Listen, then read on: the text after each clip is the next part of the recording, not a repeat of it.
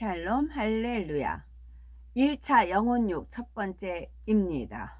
1차 영혼육 첫 번째 시간으로 영혼육 말씀의 중요성과 육의 분야 중에 창조와 생명의 시에 관해서 살펴보겠습니다. 현대 사회에서 컴퓨터는 생활의 중요한 부분을 차지하고 있지요. 그런데 컴퓨터를 사용하는 사람들 중에는 컴퓨터의 구조나 기능에 대해서 전혀 지식이 없는 사람들도 있지요. 단지 필요한 프로그램만 익혀서 사용할 뿐인 것입니다. 반면에 컴퓨터를 만든 사람은 그 구조나 원리에 대해서 전문적인 지식이 있기 때문에 컴퓨터를 자유자재로 사용할 뿐만 아니라 이상이 생겼을 때에도 쉽게 문제를 해결하는 것을 볼 수가 있습니다. 마찬가지로 영혼육의 말씀은 사람을 창조하신 하나님께서 우리 자신이 누구이며 또 어떻게 형성되었는지에 대해서 낱낱이 알려주시는 영의 지식입니다. 이러한 지식은 사람의 지혜와 능으로 알 수 있는 것이 아닙니다. 오직 창조주 하나님만이 인간의 본질을 꿰뚫으시며 그에 대해서 알려주실 수 있는 것이지요. 영혼육 말씀이 우리에게 주는 유익점을 살펴봅니다. 그것은 첫째, 우리 자신을 낱낱이 분해하고 발견케 함으로써 성결을 더욱 신속히 이룰 수 있게 합니다. 맹목적으로 신앙생활을 하는 것이 아니라 왜 자신을 철저히 부인해야 하는지, 하나님의 형상을 이루기 위해서는 구체적으로 무엇을 버려야 하는지 깨닫게 하며 자기의 마음과 생각을 다스릴 수 있게 합니다. 영혼육 말씀이 우리에게 주는 두 번째 유익한 점은 내 자신, 즉 자기 자신을 바로 알아서 원수 마귀의 괴계에 빠지지 않고 더 나아가서 어둠을 지배하고 다스리는 능력까지도 갖게 하는 것이지요. 이처럼 내 자신, 내 자기를 발견케 하는 영혼육의 말씀은 우리가 성공적인 신앙생활 하는 데 있어서 참으로 중요하고 필요한 말씀입니다. 하나님께서 영혼육 말씀은 아직 우리가 벗어버리지 못한 육이 있다면 발견하여 신속히 버림으로 모두가 쓰임받을 깨끗한 그릇을 준비하기 위해서이지요. 그러기 위해서는 먼저 내 자신을 발견하고 철저히 부인해 나가는 작업이 반드시 있어야 합니다. 사도 바울도 주님을 만나기 전에는 자기 의로 똘똘 뭉친 사람이었지요. 율법의 의로는 흠이 없었고 그 중심에는 하나님을 향한 뜨거운 열정도 있었지만 진리를 영적으로 깨우치지 못하니 오히려 하나님을 대적해 나갔습니다.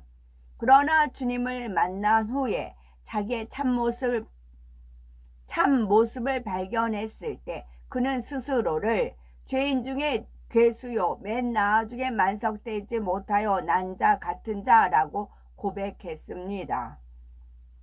이런 자기 발견이 있었기에 날마다 자기를 부인하고 죽어짐으로 결국 이방인의 사도로서 하나님 앞에 귀히 쓰임받을 수가 있었던 것입니다.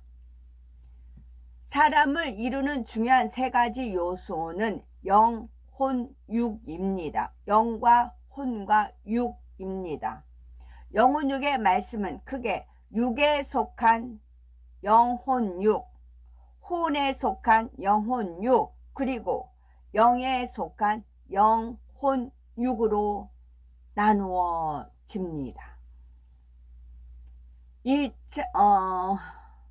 1차 영혼육으로는 육에 속한 영혼육에 관한 내용이 있습니다. 여기에는 영혼육의 간단한 소개와 우리 눈에 보이는 몸, 즉 육이 어떻게 잉태되며 어떻게 태어나 성장하는지에 대해서 배울 것이며 2차 영혼육은 혼에 속한 영혼육으로 혼의 작용을 비롯하여 우리 자신이 어디에서 와서 어떻게 형성되어 가는지에 대해서, 또 3차 영혼육은 영에 속한 영혼육으로 영적인 의미에서 육과 영과 영의 지식 등에 관해서 살펴볼 것입니다.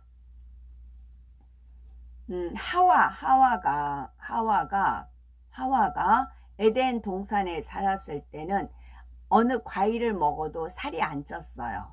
그냥 그냥 호흡을 통해서 이렇게 분해가 됐기 때문에 배설하는 일이 없었어요. 그러니까 먹어도 살찌지 않고 하나님이 처음에 창조하셨던 그 예쁜 느신날씬한 그런 몸매를 가진 하와였습니다. 근데 죄를 범함으로 인해서 이제 지구로 내쫓겼잖아요. 그리고 지상에 살았을 때도 이제 과일이 있을 거란 말이에요. 그러면 에덴에 살던 그때 생각을 하고 과일을 먹었을 거예요. 먹었고 먹는 대로 또 배설을 했잖아요. 에덴에 살 때는 살찐다는 게 뭔지 몰랐어요. 늘 뭐 이제 그 당시 거울은 없었지만 맑은 호숫가는 있었을 거 아니에요. 호숫가에 이렇게 비춰봤을 때 자신의 아름다운 모습에 이제 매료돼서 살았을 거란 말이죠. 그런데 지상에 왔을 때는 먹는 대로 어떻게 돼요? 그때부터 생리현상이 일어났어요. 배란기가 있었고 생리현상이 있었고 그랬단 말이에요. 에덴에 살았을 때는 없었어요. 그러다 보니 먹는 대로 어떻게 살이 쪘어요. 여자들은 살이 찌면 이게 우울증에 빠지고 자기 자신이 그 자괴감 그런 게 가져요. 근데 살이 빠지고 늘씬하면 기분이 좋고 그런 현상들이 있거든요. 여자들은. 그래서 감정에 이제 기복이 심하다 그러잖아요. 자녀들도 남편들도 그 아내의 그 생리 현상에 따라 뭐 눈치를 봐야 되는 그런 것이 있잖아요. 그와 같아요. 그러니까 영에 속한 영혼육이 있었고 혼에 속한 영혼육이 있었고 육에 속한 영혼육이 있다는 거예요. 그거를 참고로 해서 말씀 쭉 읽습니다. 영과 혼과 육이라는 것은 우리 사람을 이루는 중요한 세 가지 요소입니다. 그러니까 여자 같은 경우는 화가 나고 그러면 막 폭식을 한다거나 그런 경우도 있고, 그러다 보면 살찌다 보면 막 우울증에 빠지고 그런 현상들이, 남자들은 거기에 좌지우지 되지 않지만 여자들은 그 신체적인 변화에 그 기분이 오르락 내리락 좋고 나쁘고 하는, 그러니까 날씨가 밝고 흐림 하듯이 기분이 밝고 기분이 흐림이 그 본인의 그 육체적인 그런 생리 현상에 따라서 변화되는 이유가 거슬러 올라가면 하와에 의해서 이루어졌다고요. 그래서 우리가 하와를 정복하면 거기서 해방될 수가 있고 절제할 수 있는 능력도 주어지는 것입니다. 영과 혼과 육이라는 것은 우리 사람을 이루는 중요한 세 가지 요소입니다. 창세기에 보면 하나님께서는 사람을 만물의 영장으로 세워주셨는데 만물의 영장인 사람과 짐승은 근본적으로 다른 점이 있습니다. 바로 사람에게만 영이 있고 짐승은 오직 육과 혼으로만 되어 있다는 사실입니다. 사람에게만 영이 있고 짐승은 오직 육과 혼으로만 되어 있다는 사실입니다. 그 동물 이제 애완견 동물, 요즘은 수간 같은 경우가 많이 이제 화제가 되죠. 화자도 되고 화제도 되고 그렇습니다. 그런 이제 지나가다 보면은 그런 간판들이 이제 있어요. 그러니까 저는 이끌어 주셔서 봐서 이제 알지요. 그러다면 그 이제 인간과 같이 하는 그 애완견 만약에 한다면 걔네들은 이 기질이 보면 약간 교만기들이 이렇게 있어요. 그냥 단순한 애완견은 그냥 가요. 그런데 그 사람의 사랑을 받는 그 애완견들은 교태 그런 게 흘러요. 왜? 혼이 작용하기 때문에. 혼은 누가 잡고 있어요? 원수마귀 사단이 잡고 있어요. 같은 짐승인데 같은 애완견인데 사람의 그냥 일반적인 사랑 말고 그런 수간을 하는 짐승들은 틀려요. 눈동자도 틀리고 그 기운이 있어요.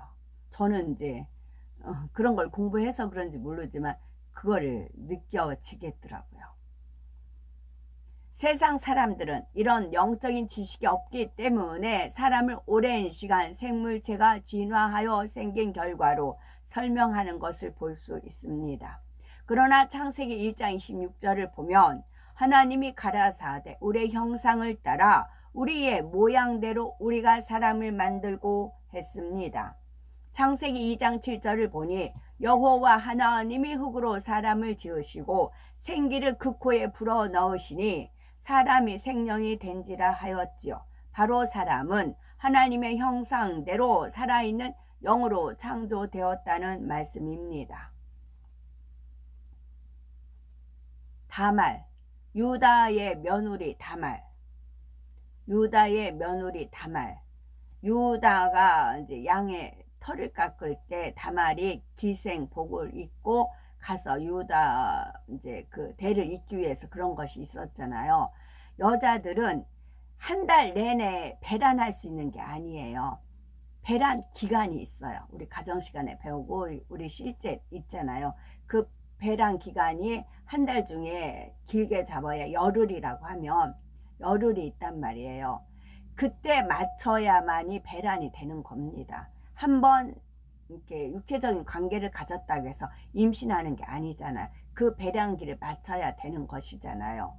그러면 하나님께서 다말을 통해서 대를 잇게 하려고 하면 쌍둥이 이제 낳잖아요. 그러면 다말의 배란기를 맞추고 유다가 마침 양의 털을 깎는 가는 그 타임을 맞추는 게 누구라고요? 하나님이시라고요. 그래서 하나님 스케줄에 의해서 다말이 배란기였고 그렇게 되는 것이죠. 결단코 우연은 없는 것입니다. 이렇게 사람과 짐승은 근본적으로 다르기 때문에 육의 생명이 끊어진 후에도 전혀 다른 결과를 맞게 됩니다. 짐승은 영이 없으므로 죽은 후에 육과 함께 혼이 소멸되지만 사람은 영적인 존재이므로 죽은 후 그 영혼이 천국과 지옥 중 한 곳으로 가지요. 사람으로서 마땅한 본분을 깨달아 창조주 하나님을 경외하고 그 말씀대로 살아야만 천국에 갈 수 있습니다. 1차 영혼육 말씀 중에서 먼저 육에 관해서 살펴봅니다. 과연 육은 무엇을 말하는 걸까요? 사전에는 짐승의 고기 또는 살이라고 정의하고 있지만 성경상에 언급된 육은 썩어지고 없어지는 모든 것을 총칭하는 단어입니다. 본래 첫사람 아담은 하나님의 형상을 따라 생명으로 지음받았으나 선악과를 먹음으로 정령 죽으리라는 하나님의 말씀대로 영이 죽고 육의 사람으로 타락하게 되지요. 즉 산영이 죽은 영이 됨으로 썩어질 육체의 사람이 된 것입니다. 이때 이 세상 만물들도 함께 저주를 받고 같이 썩어질 것으로 되었는데 이때 이 세상 만물들도 함께 저주를 받고 같이 썩어질 것으로 되었는데 이처럼 썩어지고 없어지는 모든 것을 총칭하여 바로 육이라고 합니다. 저도 육에 속한 영혼육을 지나갔고 혼에 속한 영혼육을 지나갔고 이제는 영에 속한 영혼육을 공부하는 단계에 있습니다. 영에 속한 영, 영에 속한 혼, 영에 속한 육, 저 현재 육을 입고 있잖아요. 그것을 공부를 해서 물론 전 62세기 때문에 이제 폐경이 됐습니다. 폐경이 됐는데도 불구하고 영에 속한 이제 육을 공부하다 보니까 됐는데도 불구하고 저는 이제 당연히 저 혼자입니다. 혼자인데도 이때가 배란기다.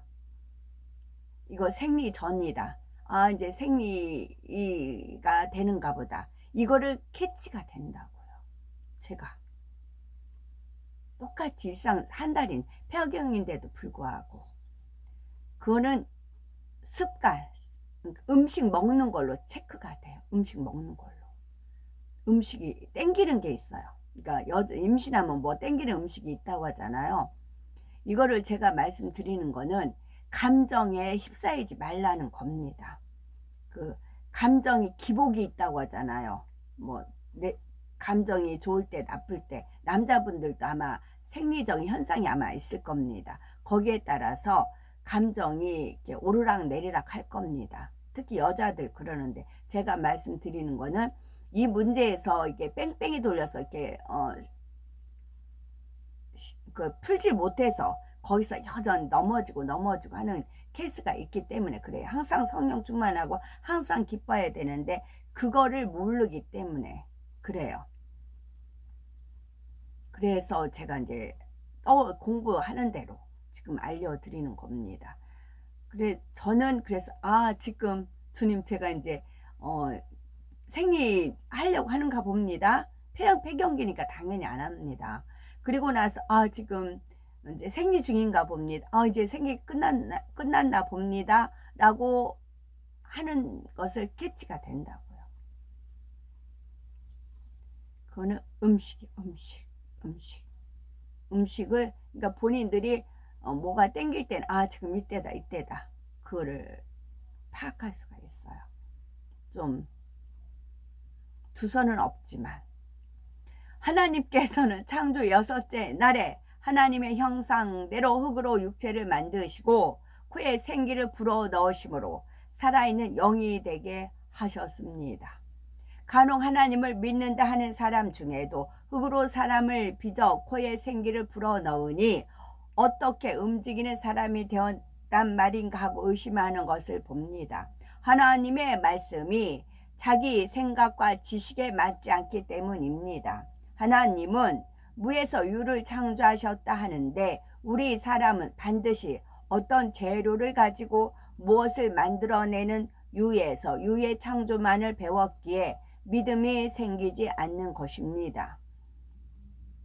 요즘은 생명과학이 발달하여 유전자를 이용해서 의약품이나 대체 에너지를 개발하고 인공장기를 만들어내는가 하면 복제양, 돌리와 같은 생명체를 탄생시키기도 합니다. 피조물인 사람도 필요할진데 전지전능하신 창조주 하나님께서 흙으로 사람을 빚으사 생기를 불어넣어 움직이게 하는 것이 무엇이 어렵겠습니까? 사람의 생각으로 이해되지 않는다 할지라도 하나님의 능력으로는 못할 것이 없습니다. 따라서 창조를 비롯하여 성경에 기록된 하나님의 말씀을 마음으로 믿으려면 가장 먼저 제한적인 자기 생각의 한계를 깨트려 버리고 무조건 아멘으로 받아야 합니다. 그런데 창세기 1장 28절에 하나님께서 남자와 여자를 창조하신 후 생육하고 번성하여 땅에 충만하라 하시며 축복해 주신 말씀이 나옵니다. 하나님께서는 아담과 하와만이 아니라 무수한 자녀를 얻기 원하셨기 때문입니다. 그래서 남자와 여자에게 생명의 신 정자와 난자를 주셔서 번성하도록 섭리하신 것이지요. 마치 밭에 씨를 뿌려 열매를 거두고 또 씨를 뿌려 농사를 짓는 것처럼 아담과 하와에게 생명의 씨를 주심으로 계속해서 인간 경작이 가능하도록 하신 것입니다. 이처럼 생명의 씨 자체가 하나님께로부터 나왔기에 하나님은 우리의 영의 아버지도 되시지만 육의 아버지도 되십니다. 부모님의 생명의 씨도 근본적으로는 하나님께서 주신 것이기 때문이지요. 생명이 잉태되는 분야에서 한 가지 오해하지 말아야 할 것이 있는데 혹자는 하나님께서 자녀의 성별이나 체질, 지능과 같은 선천적인 요소까지 결정하신다고 생각하는데 그렇지 않습니다. 하나님께서 생명의 씨를 주시기는 했지만 어떤 정자와 난자가 만나서 결합하느냐까지 일일이 관여하시는 것이 아닙니다. 즉 하나님께서 생명이 잉태될 때마다 간섭하여 누구는 남자로, 누구는 여자로, 누구는 강한 체질로, 누구는 약한 체질로 태어나도록 정하시는 것이 아니지요. 또 지능이나 성격도 하나님께서 결정하시는 것이 아닙니다. 사람이 농사를 지어 추수할 때 한 밭에서 알곡도 나오고 쭉정이도 나오는 것처럼 생명이 잉태될 때도 결합된 정자와 난자에 따라 자녀의 성별, 체질, 성격, 지능 등이 결정되는 것입니다. 기영아의 경우도 하나님께서 그렇게 태어나도록 하신 것이 아니라 사람의 실수나 유전적인 결함으로 생겨나는 것이지요. 그런데 때로는 하나님께서 특별히 잉태를 간섭하시는 경우도 있습니다. 부모가 하나님을 기쁘시게 해드리는 믿음으로 간절히 사모하고 기도할 때 하나님께서 믿음대로 역사해 주시는 경우이지요. 우리 하나님은 남녀를 차별하시는 분이 아니십니다. 그럼에도 성경에는 여자보다 남자가 더 크게 쓰임받고 하나님의 사랑을 받는 것처럼 보이는 경우도 있습니다. 창세기 25장을 보면 하나님께서는 야곱과 에서가 복중에 있을 때에 야곱을 택하셨지요. 이는 모든 것을 예지하시는 하나님께서 에서보다 야곱의 중심을 더 사랑하셨기 때문입니다.